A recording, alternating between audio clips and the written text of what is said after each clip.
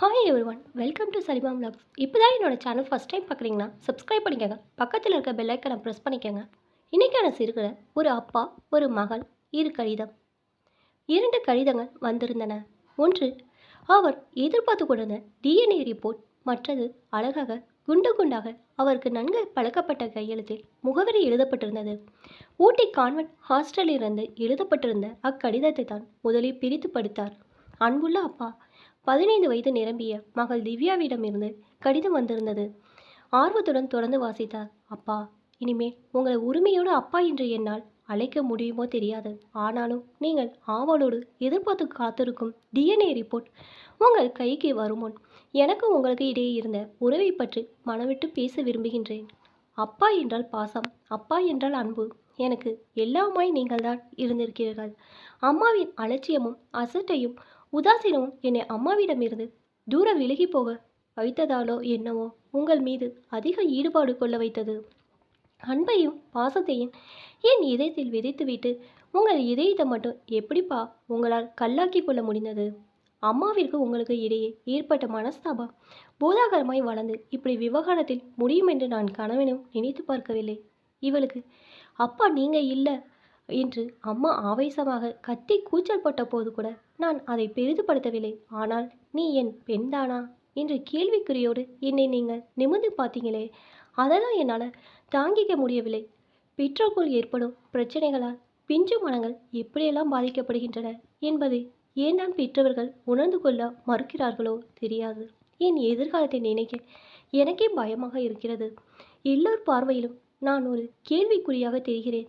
என்னை பொறுத்தவரை எனக்கு ஏற்பட்ட இந்த பாதிப்பு ஒரு மாறாத ரணமாய் என் மனதில் பதிந்துவிட்டது. அப்பா, கடைசியாக உங்களிடம் ஒரு வேண்டுகோள். விஞ்ஞானம் முன்னேறிவிட்டது.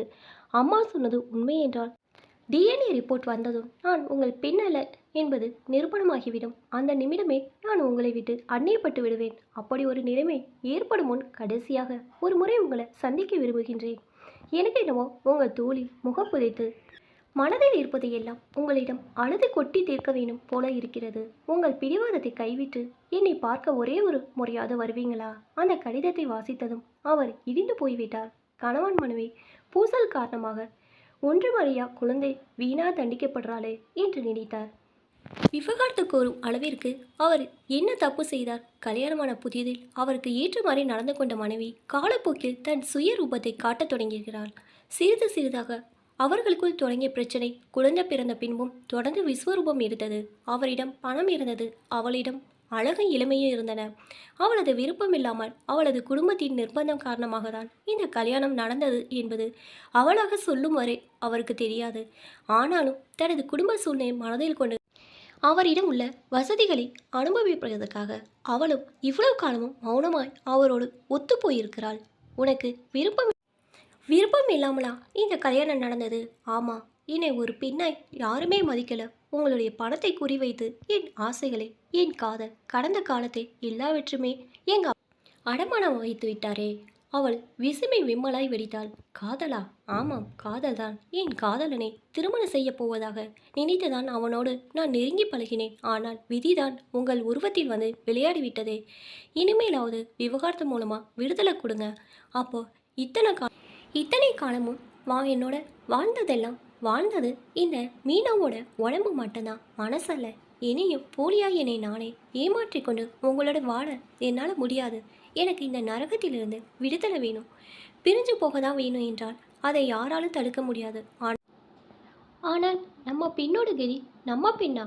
யார் சொன்னது அவள் உங்கள் பெண் என்று? நீ என்ன சொல்கிறாய்? ஆமாம், திவ்யாவிற்கு அப்பா நீங்கள் இல்லை. இந்த பார், நம்ம குடும்ப வாழ்க்கையோட விளையாடாத. நான் விளையாடல, ஆனால் அதுதான் உண்மை. இடி ஒன்று தாக்கியது போல் அவர் அதிர்ந்து போனார். அப்போ திவ்யா என்னோட பொண்ணு இல்லையா? இல்லை, பொய்.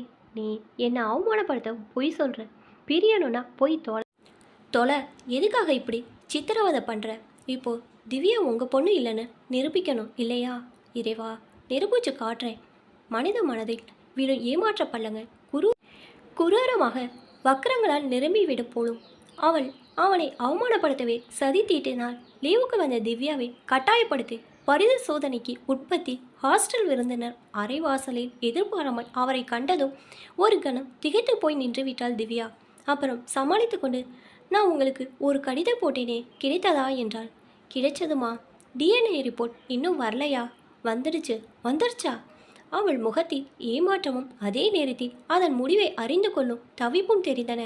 நினைச்சேன் நீங்கள் தயங்கி நிற்கும்போதே உங்களுக்கு உண்மை தெரிஞ்சிருக்கும் என்று நினைச்சேன். தெரியும். அப்போ அம்மா சொன்னது அத்தனை உண்மைதானே?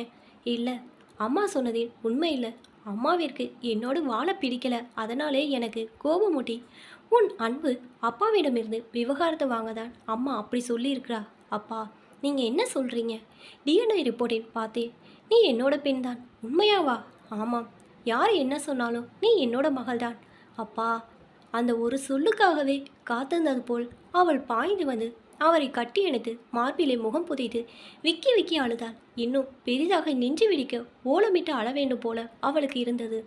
அழாதம்மா. அவர் பாசத்தோடு கண்ணீரை துடைத்து விட்டார். சற்றென அழுவதை நிறுத்தி அவரை நிமிர்ந்து பார்த்தாள்.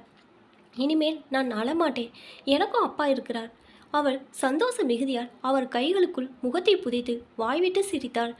மகளை திருப்திப்படுத்திய சந்தோஷத்தோடு அவர் வீடு திரும்பினார்.